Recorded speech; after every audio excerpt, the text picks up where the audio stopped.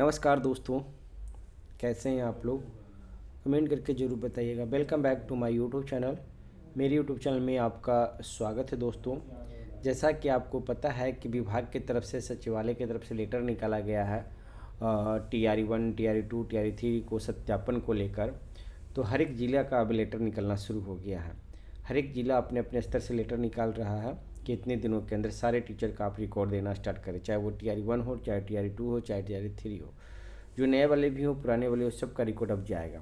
तो उसके लिए एक फॉर्मेट बना है। उस फॉर्मेट का यहाँ पे डिटेल हम दे देते हैं, कैसे आपको क्या भरना है, क्या नहीं भरना है। क्योंकि बहुत सारा विद्यालयों में टीचर से मांगा जा रहा है और बहुत सारे विद्यालयों में एचएम खुद काम कर रहा है।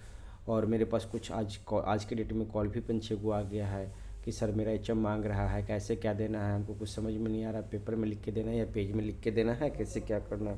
तो ये फॉर्मेट मेरे पास है, इसका PDF आप बना लीजिएगा, प्रिंट आउट निकाल के इसमें आप अपना डिटेल भर लीजिएगा। क्या डिटेल भरना है वो पहले ही हम आपको बता देते हैं, फिर आप कन्फ्यूज हो जाएगा, फिर हमको कॉल पर करके परेशान करना या मैसेज करके परेशान कीजिएगा। अगर आपके विद्यालय में एचएम आपसे मांग रहा है तब ये भरिएगा, नहीं मांग रहा है तो कोई ज़रूरी नहीं है, आपको ये भरने की आवश्यकता नहीं है। हम वीडियो में बता देते कि कैसे क्या करना है। देखिए, पहला में है विद्यालय का नाम।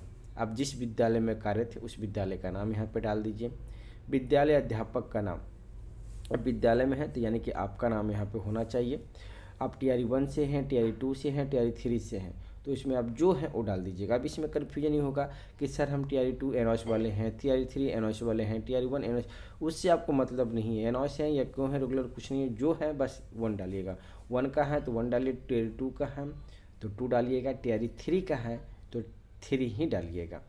कक्षा क्या है, आप 1 to 5 का है तो 1 to 5 का डालिएगा, 6 to 8 का है तो 6 to 8 का डालिएगा, 9th-10th का है तो 9th-10th और 11th-12th का है तो आप 11th-12th का यहाँ पे शो कीजिएगा। 5वां में विषय है तो किस विषय से, अगर 1 to 5 में है तो उसमें भी 3 विषय हैं, समान है, बांग्ला है, उर्दू है, तो जिससे है उसमें डालिएगा।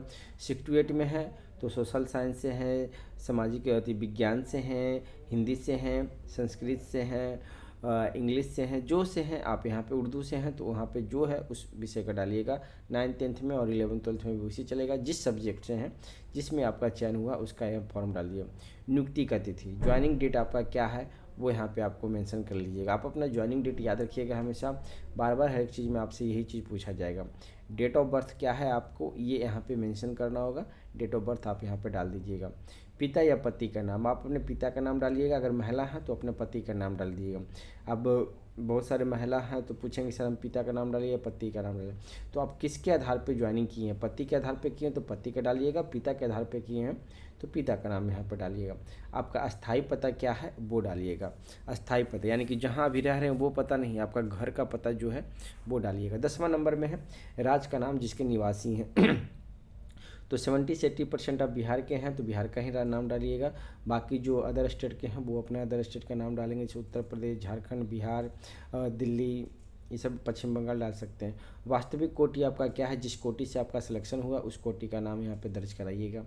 अगर EWS है, SC हैं, EBC हैं, OBC हैं तो यहाँ पे दर्ज कराइएगा। प्रान नंबर आपके पास क्या है वो प्रान नंबर आपको यहाँ पे दर्शाना होगा। आधार कार्ड संख्या क्या है वो आधार कार्ड संख्या यहाँ पर दर्शाना होगा।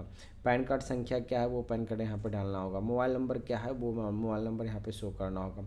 शैक्षणिक प्रशैक्षणिक योग्यता क्या है वो आपको डालना होगा। जैसा कि BPSC का अगर आप फॉर्म डाले होंगे तो उसमें होगा। मैट्रिक क्या है, किस विषय से हैं तो यहाँ डालिएगा। बोर्ड विद्यालय का नाम डालिएगा। किस वर्ष आप उत्तीर्ण हुए वो डालिएगा। प्रांत क्या है वो डालिएगा। और उत्तीर्णता का श्रेणी क्या है, फर्स्ट सेकेंड वो डालिएगा यहाँ पे। उसी तरह से इंटर में उसी तरह से, स्नातक उसी तरह से, स्नातकोत्तर उसी तरह से याद रखिएगा। अगर 1 to 5 का है तो आप इंटर तक डालिएगा। 6 to 8 तक तो है तो स्नातक तक डालिएगा। 9th है स्नातक तक डालिएगा। ग्रेजुएशन है तो स्नातकोत्तर तक डालिएगा। बाकी जो DLED BEd की हैं वो उसका भी डिटेल यहाँ पे डालिएगा। और CTET टेस्टेड BTET जो पास हैं उसका भी डिटेल यहाँ पे आप डालिएगा। नीचे आप क्या कीजिएगा कि यहाँ पे विद्यालय अध्यापक का हस्ताक्षर जो आप है यहाँ पे आपका सिग्नेचर होना चाहिए। और यहाँ पे प्रधानाध्यापक का सिग्नेचर, साथ में स्कूल का मोहर भी यहाँ पे लगेगा। तो ये पूरा कॉलम के साथ हम आपको समझा दिए। 16 कॉलम है, 16 कॉलम में टोटल 6 एक्स्ट्रा और कॉलम है, वो सारा आपको फिल करना होगा। तो मुझे आशा है कि इस चीज़ को आपको बहुत अच्छी तरह से समझ आ गई होगी। अगर आपके पास अभी डिटेल नहीं आया है तो जल्द ही आपसे HM डिटेल मांगेंगे, क्योंकि हर एक ज़िले का लेटर अब निकलना शुरू हो गया है, वो आपको काम करके रखना होगा। और भी कुछ अपडेट आएगा तो अपने यूट्यूब चैनल के माध्यम से हम आपको अपडेट कराते रहेंगे। तो फिर मिलते हैं एक नेक्स्ट वीडियो में। धन्यवाद दोस्तों।